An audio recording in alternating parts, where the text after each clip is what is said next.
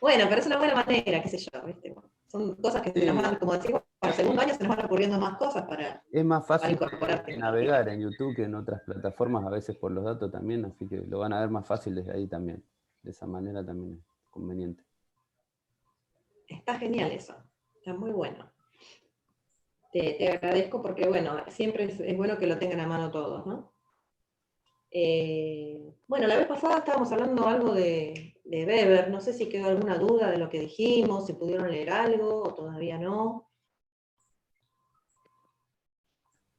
Y más que nada nos quedó claro que es sobre el individuo y la sociedad Weber que habla, ¿no?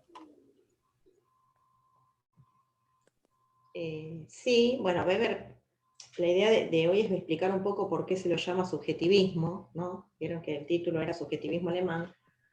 Si bien el consenso siempre va a relacionar el tema de lo que sucede en la sociedad, como causa última es el individuo, ¿no? El que puede o no lograr el éxito.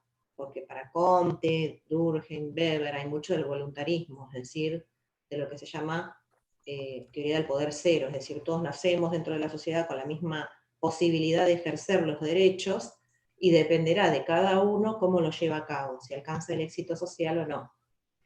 No es cuestión de que el sistema me lo impida, no es cuestión de coyunturas políticas o sociales, sino que es el libre albedrío de ese individuo el que decide, con su voluntad, con su empeño, con su mérito, lograr o no ese éxito social. Weber dice que su teoría va a tratar de estar enfocada en ponerse en el lugar del otro, para poder entender cuáles son las razones por las cuales actúa. Como yo les decía en el otro encuentro, siempre él busca hacer tipologías, es decir, buscar características para clasificar y poner a cada una de esas situaciones en una determinada clasificación. Entonces, así como hace tipos ideales de dominación, tipos ideales de relaciones sociales, de acciones sociales, él dice, para poder ponerme en el lugar del otro, tengo que conocer qué piensa ese sujeto, de manera tal que pueda comparar los fines últimos que tiene y cuáles fueron los medios que utilizó. Entonces, él dice, cuando hablamos de una acción social, la acción social, él no la considera, por ejemplo, como nosotros podríamos hacerlo, una marcha, un piquete, una caminata a Luján, no sé, algo que sea multitudinario. Él dice, por ahí la escena de la Basílica de Luján llena de gente, no me indica una acción social. ¿Por qué? Porque la gente va a la basílica por distintos motivos. Algunos van a escuchar misa, otros a cumplir una promesa, otro a pedir, otro a agradecer. Es decir, que están todos allí, pero cada uno tiene un motivo diferente, podría decirse. Con lo cual no es una acción social. ¿Se entiende esta idea? Él dice, si Sí, bien... ahí está el tema de la subjetividad, ¿no? De acuerdo a cada uno. Claro. Y él dice, es muy difícil ponerme en el lugar, en el pensamiento del otro. ¿Qué habrá querido hacer cuando utilizó estos medios, cuando se movilizó a tal lugar? ¿Cuál fue la idea que tuvo esa persona? Él dice que es como un actor y un personaje, ¿no? Yo ponerme en el lugar del otro es como que tengo que interpretar un personaje, entonces tengo que conocer las características, porque reconoce que el ser humano en sociedad es muy influenciable. Entonces él dice, bueno, por ahí se larga a llover un poquito y uno abre un paraguas y automáticamente los que están alrededor ya empiezan a buscar y tratar de abrir y por ahí si no hay una primera persona que abre ese paraguas, no, los demás tardan más en abrirlo. Bueno, son todas experiencias que él va midiendo, contabilizando, porque recordemos que siguen ese paradigma de Conte y de Durkheim, muy influenciado por las ciencias exactas y naturales, de todo observar, medir y clasificar, y va a tratar de sacar de todo una consecuencia lógica, ¿no? El tema de la racionalidad y de las ciencias que avanzan por sobre la religión es algo que está muy marcado. Todos los autores vuelven sobre ese tema, ¿no? El progreso general que ha logrado el capitalismo al desarrollar todas estas ciencias, al generar esta burocracia, recuerden el concepto de burocracia Weber, porque es muy importante, le da mucho valor a esta casta de profesionales administrativos que son los que permiten el enriquecimiento del capitalista. Si bien el capitalismo, como decíamos la vez pasada, el énfasis lo pone en lo que es la religión y las costumbres de esa gente, la cultura en general, ¿no? Él dice, bueno, el protestantismo fue lo que permitió generar su espíritu ascético, esta vida de vivir para el trabajo, hace que el capitalismo se desarrolle de una manera mucho más pronunciada y más acelerada en los lugares donde manera de pensar la vida se mete en la conciencia de los seres y socialmente hace que apunten al trabajo y apunten a este logro de cercanía a la divinidad. Entonces están constantemente pensando, y él dice, bueno, este desarrollo de la racionalidad, de las ciencias, conforma esta casta de profesionales. Los profesionales tienen por sí la vocación, o sea, trata primeramente el tema de lo que es vocacional, ¿no? Uno se va a dedicar a algo, en el caso de la docencia, por ejemplo, él vería al profesional docente como algo vocacional. Habla mucho de esto de trabajar no por un beneficio monetario. Para él el tema de la plata en el capitalismo es como un gran obstáculo, porque él dice que va a llevar de pensar la realidad y de actuar con el fin de lograr la divinidad es una cosa, y con el fin de lograr dinero es otra. Entonces él dice, el político, el profesional, todo empieza a moverse con una finalidad que es la monetaria. Y él la ve como algo que corrompe lo que venía dándose anteriormente, que era una relación con las otras personas dada por el prestigio, dada por la pequeña comunidad, donde todos se conocen, y yo trato de trabajar bien porque ese prestigio lo llevo desde mis ancestros, ¿no? Si mi abuelo fue zapatero, mi padre, yo también, bueno, todos somos especialistas, profesionales de esa profesión, obviamente tenemos como tales en ese rubro un gran prestigio. Ese prestigio se mantiene a través del tiempo, pero ¿qué pasa? Con el capitalismo se rompen todas esas barreras. Profe, Entonces la gente... Sí. Entonces ahí el autor habla de una autoridad, en este caso. Él habla de la autoridad, ¿sí?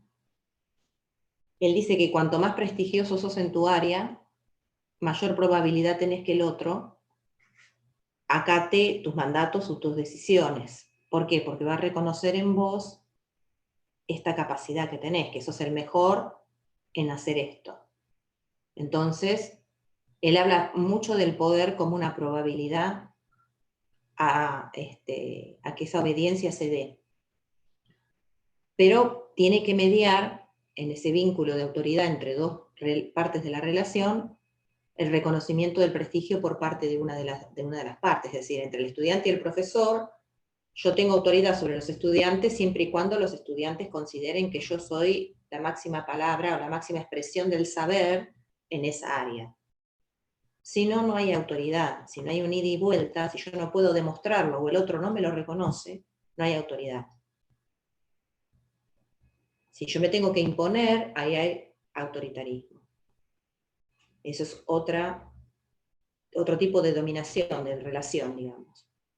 Por eso también cuando hablo de los tipos de dominación, habla de los distintos tipos, el que existe en la iglesia, en la empresa, en la familia, va hablando de las distintas maneras en que se da esa relación de dominio.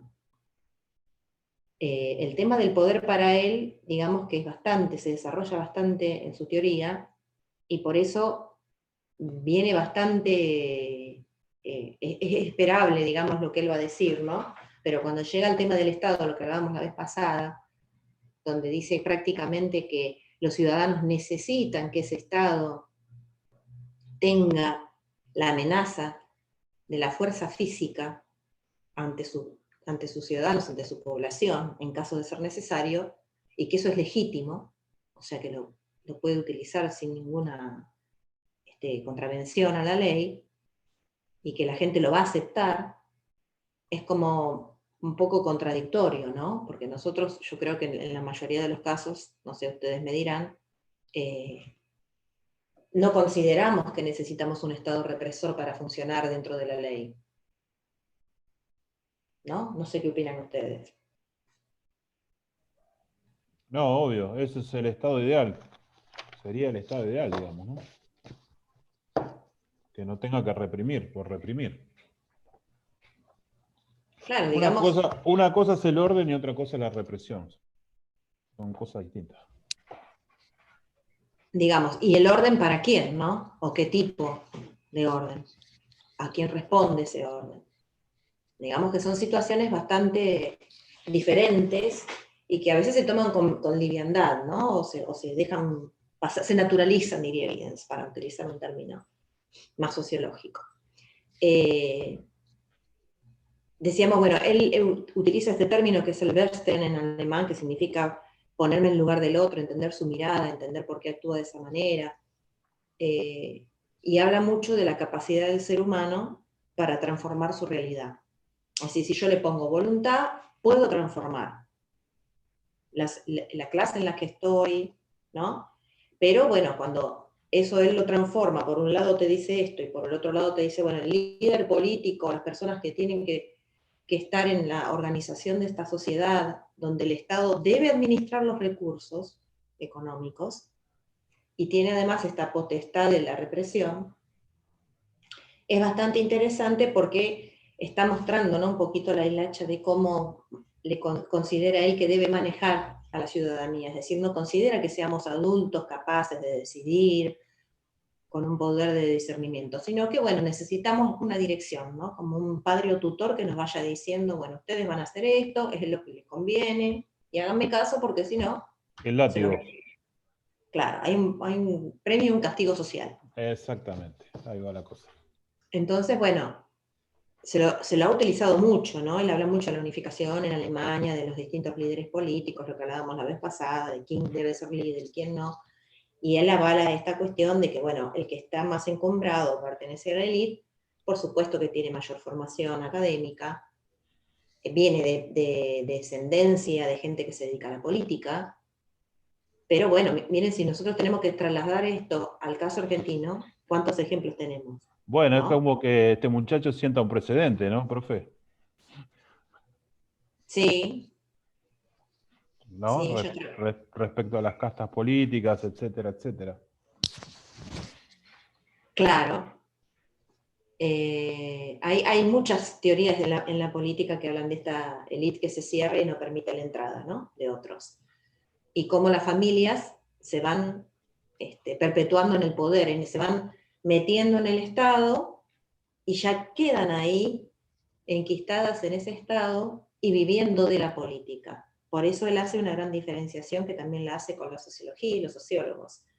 Él dice, la sociología debe ser, por supuesto, neutral, el sociólogo absolutamente neutral, va un paso más allá, digamos, ¿no? Profundiza la idea de Comte y de Durkheim, porque dice, bueno, el sociólogo no puede hacer descripciones que tengan algún vestigio político, no debe ser alguien que se comprometa políticamente, cuando hace teoría es absolutamente científico, como si eso fuese posible, ¿no? Como si el individuo ya no estuviese en una cultura determinada, no tuviera una ideología, un posicionamiento político, fuera, por ser científico, fuera absolutamente un alienígena prácticamente que no tiene ningún interés dentro de ese universo y lo único que hace es describir.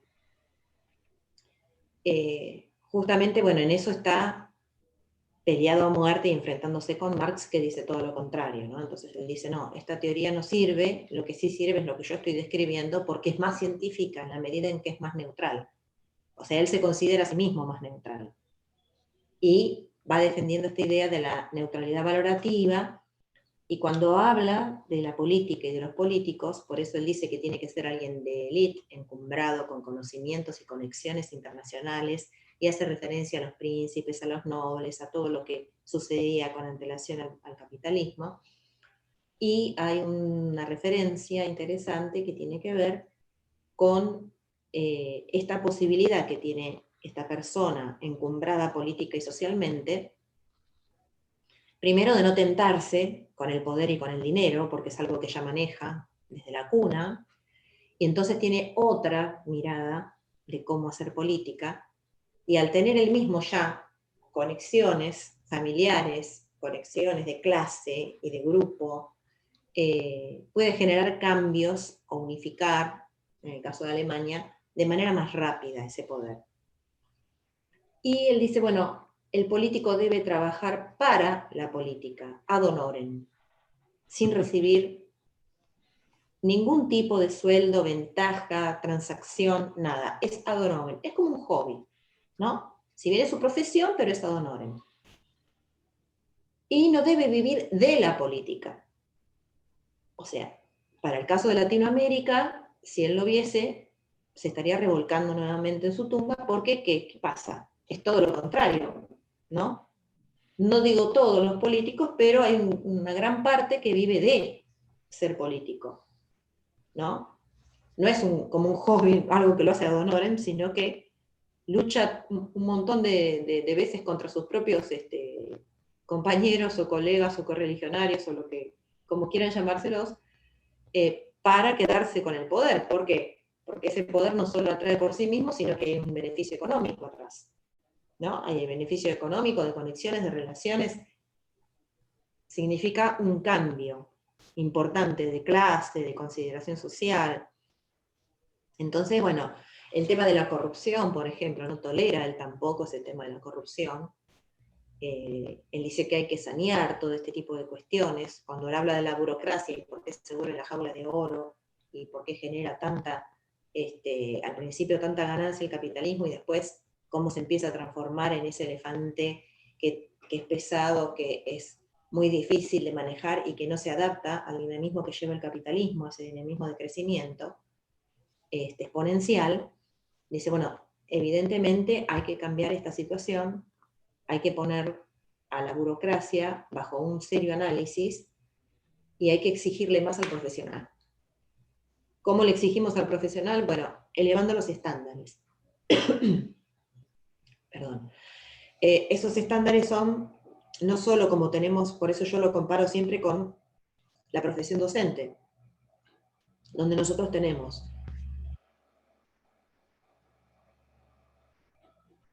un directivo, un supervisor, un jefe de área, o sea, tenemos distintos escalones por sobre nuestro ejercicio que van controlando diariamente nuestra actividad y que van exigiendo que uno se capacite, se actualice, sea cada vez un poco más profesional y esté al tanto de la dinámica del cambio de la educación. En este aspecto, lo que es capacitación, dice el de cualquier profesional, primero que se basa en su vocación, es algo que a esa persona le gusta hacer. No lo va a hacer por dinero, sino que le gusta. Además de gustarle, obviamente, tiene que estar esta idea de generar autoridad, es decir, de generar prestigio y en los demás aceptación. Con lo cual ya se va incrementando la cantidad de deberes que tiene esta persona como profesional, porque tiene la exigencia de ser bueno en todos los órdenes. Hacia abajo, hacia arriba, ¿no? A las personas que les va a enseñar y también de establecer ese poder o esa manera de ejercer la profesión hacia arriba también, tiene que demostrarlo, porque los profesionales de la burocracia administrativa, en el capitalismo, en cualquier empresa, van a tener a un gerente de calidad, a un gerente de recursos humanos, a un gerente de operaciones, proyectos múltiples, en todos ellos va a tener que estar respondiendo de manera efectiva. Entonces es un profesional que sí o sí va a tener que hacer las cosas bien. O sea, como que no le queda escapatoria, porque como el control es directo y cotidiano, ¿se entiende? Digamos, como que él crea para ese profesional una serie de reglas que son bastante similares a las que tenemos en el ejercicio de la docencia y que la mayoría de la población no conoce, ¿no?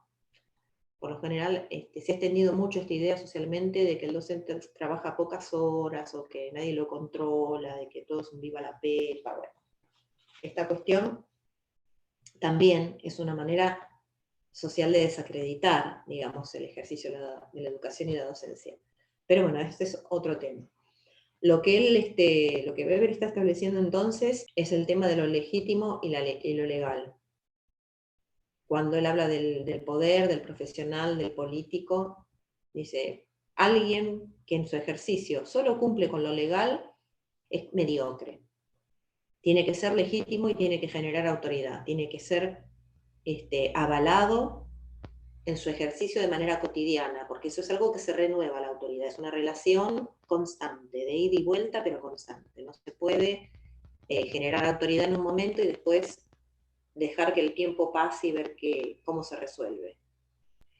Yo creo que, bueno, cuando empiecen con la lectura, van a poder ir viendo cuántas son las relaciones posibles con Comte, con Durkheim, y más que nada con los de la corriente crítica, ¿sí? Con Miles, incluso hasta con Giddens, ¿no? Porque Giddens también habla del individuo, pero habla desde esa corriente de la convergencia como un individuo que no tiene tantas posibilidades de cambio. O sea, estamos ahí en una... Si yo quiero hacer una relación también con Giddens, lo puedo hacer, aunque pertenezca a la convergencia, porque Giddens me está hablando de un capitalismo que él reconoce que tiene una cuestión, un lado salvaje, y que genera mucha exclusión, más en los países de Latinoamérica.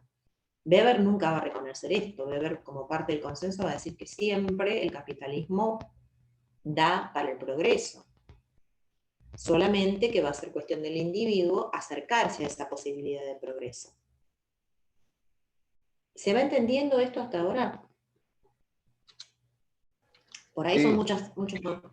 Sí, se entiende, profe. Por ahí son muchos conceptos a la vez, pero ustedes cuando lo vayan leyendo, este capítulo van a ver que no es tan difícil y que por ahí con esta introducción o esta explicación previa les resulta más fácil entender esto del ascetismo y de toda la parte más espiritual, digamos, a la que él pondera dentro de esas características sociales para explicar a esa sociedad, para clasificarla.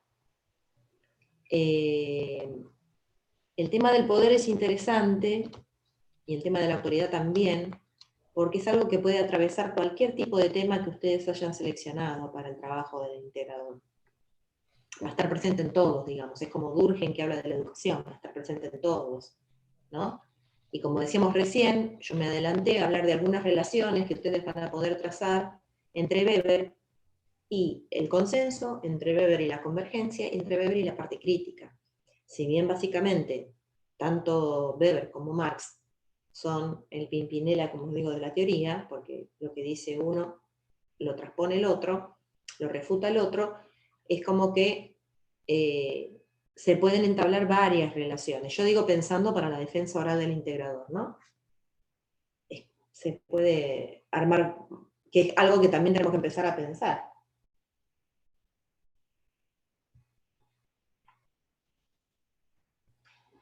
Bien. Entonces, para esta cuestión, bueno, hoy sería la última clase entonces nuestra, ¿no? Previa al receso. Sí. Así que bueno, les voy a pedir que si quieren y pueden y no van a rendir muchas materias, le peguen una leidita a Weber, así cuando volvemos del receso, continuamos con Weber y hacemos el cierre de Weber y hacemos un inicio con Marx, y podemos buscar relaciones, o cómo les parece que resolvemos mejor. Que hagamos Weber, terminemos, y antes de pasar al otro autor, tratemos de aplicarlo a la temática que eligieron cada uno. ¿Usted dice relacionarlo? Claro, hacer esa bajada en clase para que más o menos ustedes, después de tenerlo leído, lo puedan ir pensando. Ahí el mismo texto también está Marx, por lo que vi. Y lo que pasa que es como que difícil hacer una lectura separada porque están constantemente, claro, lo que es economía y sociedad es el capital en el otro autor. Entonces, bueno, y economía y sociedad, el tema de el protestantismo y el capitalismo, son temas que los dos autores explican o tratan de explicar cómo surge el capitalismo, qué pasó antes. Hacen un lindo recorrido histórico de todas las relaciones sociales y por qué estaban mediadas, quiénes salieron beneficiados y quiénes no.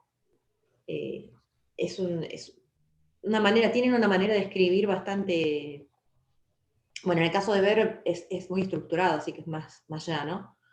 En el caso de Marx tenemos constantemente la cita a pie de página, porque utiliza nombres de una obra literaria, porque utiliza cuestiones de obras teatrales, porque se refiere a cosas muy puntuales de la historia, que por ahí ustedes ya la conocen. No sé si ya hicieron la historia internacional del siglo XX o la tienen después. No. No. En Marx hay mucha referencia histórica, entonces por ahí a ustedes les va a interesar después cuando cursan la otra materia y se van a acordar porque tiene siempre a pie de página en el Capital, en los Grundrisse, en todo lo que él va escribiendo, qué sucedió en Alemania, qué sucedió en el mundo, quiénes fueron, cuál es la sucesión de hechos que lo pudo hacer posible. Hay una cantidad de elementos que al que hace historia me parece que les va a resultar interesante. Después me van a contar cómo les resultó. Bueno, ¿tienen previsto rendir muchos exámenes ahora en agosto? Yo 2 por lo menos. 2 tengo, así las 2 que tengo, seguro. Yo también, estoy con 2. Yo también, profe, 2. También. Bien, traten de ir cerrando los ciclos, que les vaya quedando primero cerradito, segundo cerradito. Exactamente. Porque vieron cómo es esto, ¿no? De un momento para el otro, por ahí cambia el diseño curricular y ahí tenemos después Otra traba más. Una corrida para terminar ese año que nos faltan esas materias importantes, ¿no? Como les ha pasado a los chicos de las carreras allá en Bellavista, que matemática, lengua e inglés cuando cambiaron fue un hecatombe. Porque por un lado estaba el tema de la ley que permite estos años de gracia para rendir el final, y por otro lado la urgencia de pasarme al otro plan nuevo, al otro diseño. Entonces, bueno, siempre es bueno ir cerrando los ciclos. Después, Cristian, entonces me comunicaré con vos, te paso un mensajito como para que te quede registrado mi número y vos me vayas diciendo si tenés alguna novedad de estas personas. A los que están presentes, multipliquen esta idea de que los que me deben trabajo lo traigan. Prepárense y rindan, pero también disfruten del receso, descansen. Vamos a intentar descansar. Hay muchos trabajos para hacer, profe. Muchos. Ahora lo dice, todas las materias. Ojalá se pueda. Estar para arriba. Claro, en realidad. Empezaron sí. con todo este año, ¿eh? Nos dieron, ¿eh? Leña nos dieron. Bueno, yo traté de que no fuera tan dramático. Reduje bastante, contenidos prioritarios solamente tratamos. No, hay peores, profe, hay peores. Quédese tranquila. Imagino que sí. Conozco algunos que sí, que se entusiasman al momento de dar material. Pero bueno, gajes del oficio. Hay que ir acostumbrándose, pero también hay que hacer un espacio, hay que ser responsable, pero no al extremo beberiano, hay que tener un espacio de distracción también porque viene bien. Y a esta altura es necesario, ¿no? Sí, totalmente, si no el estrés... A esta altura del año estamos como muy exigiditos con esto. Así que, bueno, espero que la pasen muy lindo. Disfruten, Gracias, sigan igualmente. cuidándose, porque Sí, gracias es que este fundamental. tema Lo termine. mismo, profe, lo mismo para vos. Tenemos unos meses. Gracias. Esperemos poder descansar todos. Bueno, y que estén muy bien. Igualmente, gracias. Estoy muy contenta con los Gracias, con los profe, trabajos que igualmente. recibí. Muy buenos. Igualmente, profe. Bueno, Gracias, profe. profe. De receso, a descansar. Muchas gracias, Buen profe. receso. Hasta luego. Gracias. Buen receso. Gracias. Vamos a ver receso, profe.